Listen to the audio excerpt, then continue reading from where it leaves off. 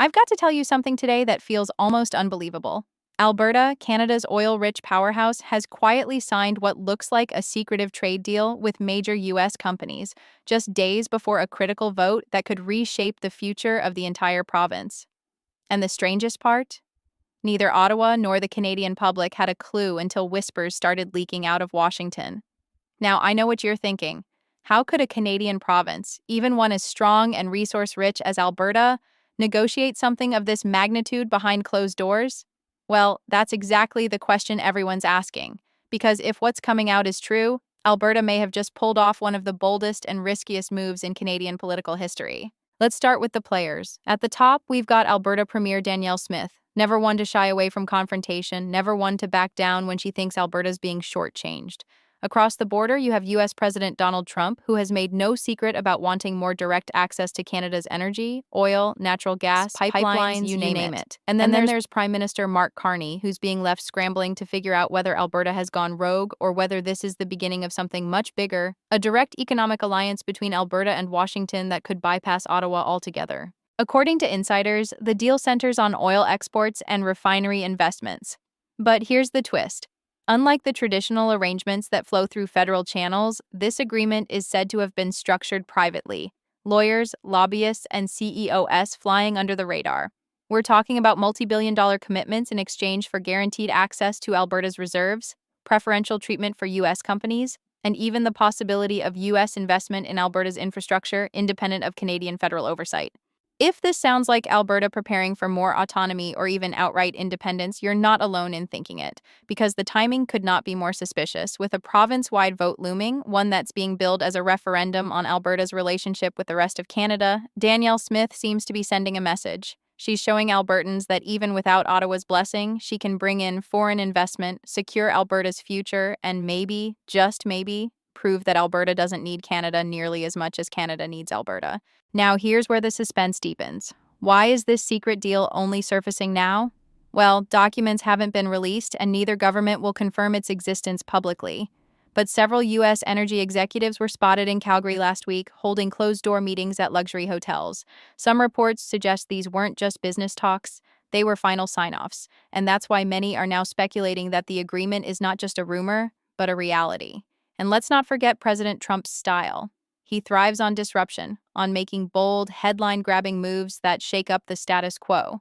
If he can tie Alberta's oil directly to the U.S. market, bypassing federal Canadian bottlenecks, he gets two wins at once: cheaper energy for American consumers and a weakened Ottawa, unable to fully control one of its most valuable provinces.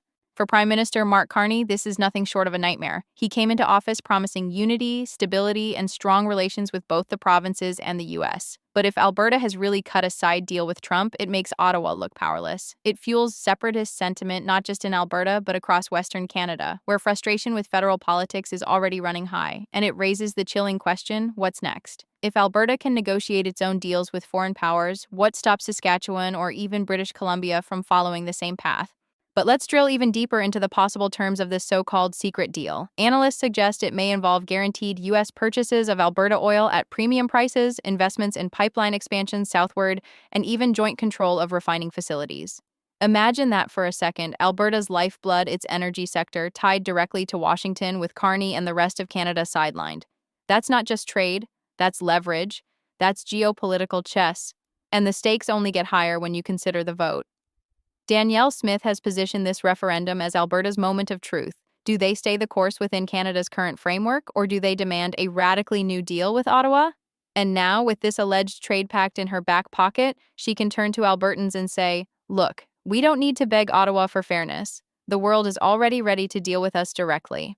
Think about how powerful that is as a campaign weapon. While Carney warns of instability, Smith points to opportunity. While Ottawa pleads for patience, Smith says the future is already here. And with Trump himself reportedly eager to announce more details after the vote, the suspense is almost unbearable. What's really been promised? How far does this partnership go?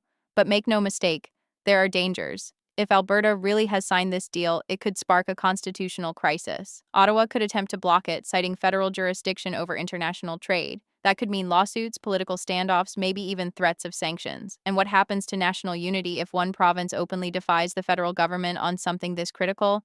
Canadians everywhere are asking, is Alberta still acting as part of the country, or is it already behaving like a nation of its own? Ladies and gentlemen, we are watching history in real time. A province with the economic clout of a small country is daring to defy the national order. A premier with nothing to lose is betting everything on secret negotiations. And a U.S. president with a taste for disruption is more than willing to play along. The question is, will Alberta's gamble pay off, or will it backfire in ways no one can predict? As we head toward the vote, suspense is building like never before. If the rumors are true, and if the deal is revealed in full after the ballots are cast, this could be the moment that changes not only Alberta's future, but the very future of Canada itself. Will Carney fight back? Will Trump go public? And will Albertans choose to step into this uncharted territory, no matter the risks? Stay with me because this story is far from over. Every twist, every leak, every signal from Calgary, Ottawa, and Washington is pointing to something unprecedented. And when the truth finally comes out, it may shock us all. So let me ask you, is this the dawn of a new Alberta, boldly carving its own path, or the beginning of a fracture that could tear Canada apart? Whatever happens, one thing is certain. History is being written, and we're watching it unfold together right now. And before you click away, don't forget to hit that like button, subscribe if you haven't already, and ring the bell so you don't miss the next update, because I promise you the next chapter in this story is going to be even bigger. I've got to tell you something today